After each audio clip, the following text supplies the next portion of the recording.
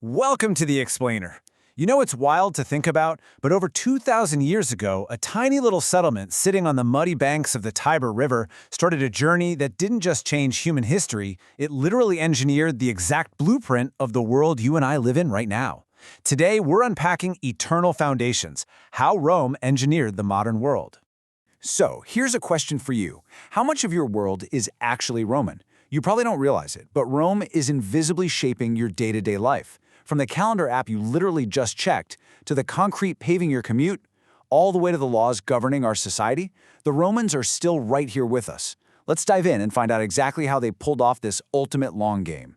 To understand this blueprint, we'll be mapping out our journey across 5 key pillars. First, the rise of Rome. 2, engineering the ancient world.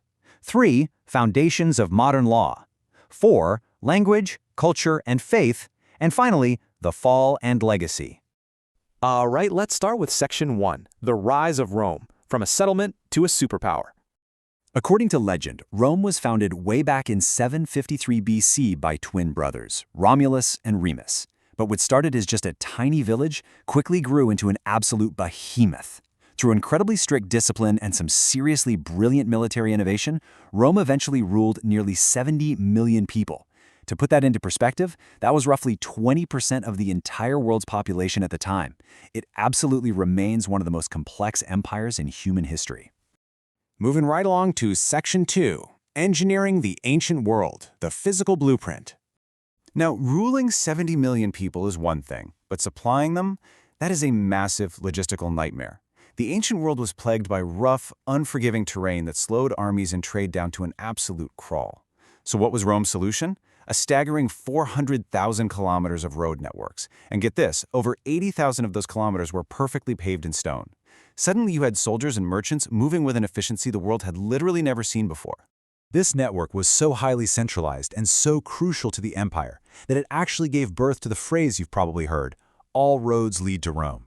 And it wasn't just a metaphor either. These were the literal arteries keeping the empire alive. In fact, they were engineered so perfectly that a lot of modern European highways are built directly on top of those exact same Roman foundations today. Pretty incredible, right? But their physical blueprint went way beyond just pavement. Roman builders completely perfected 3 structural miracles: the arch, the dome, and concrete construction. And here's the real secret to their concrete. They mixed in volcanic ash. This created a chemical reaction so unbelievably strong that structures like their towering aqueducts, which, by the way, carried fresh water for miles and miles, well, they're still standing 2 millennia later. To truly grasp the sheer magnitude of this engineering, just think about the number 50,000.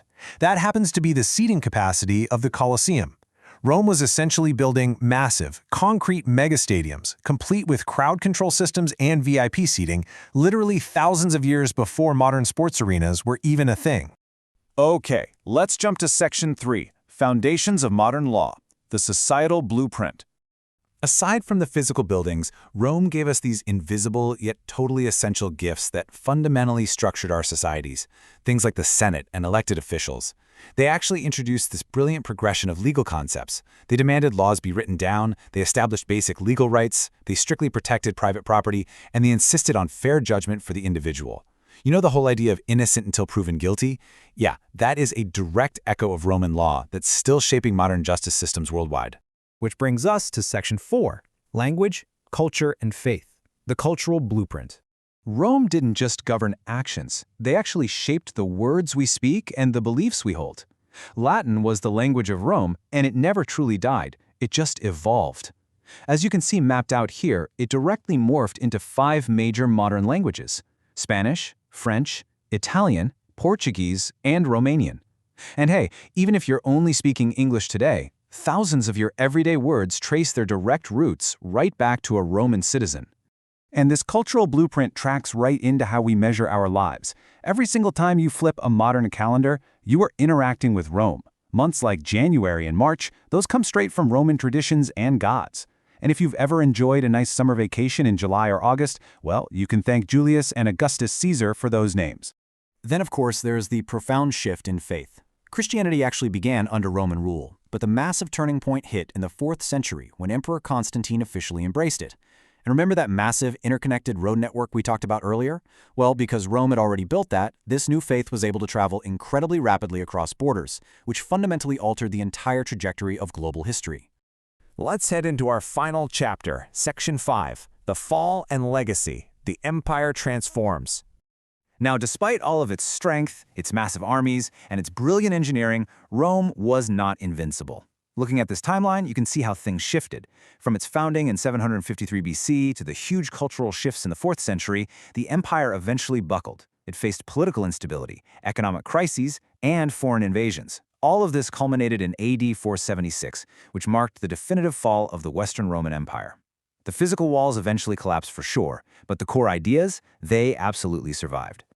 And honestly, that is the crucial takeaway of this explainer. The physical empire may have fallen over 1,500 years ago, but the invisible empire never disappeared. The roads that connected continents, the laws that inspired modern justice, the concrete, the language, that blueprint remained. It literally lives on in the cities you walk through and the governments that organize your daily life right now. Which leaves us with this final provocative thought. If a small settlement on the muddy banks of the Tiber River managed to engineer the foundations of the modern world we live in today, what exactly are we building for the future? I mean, what will our invisible empire look like 2,000 years from now? Keep looking at the history around you, keep asking those big questions, and thanks so much for joining me on this explainer.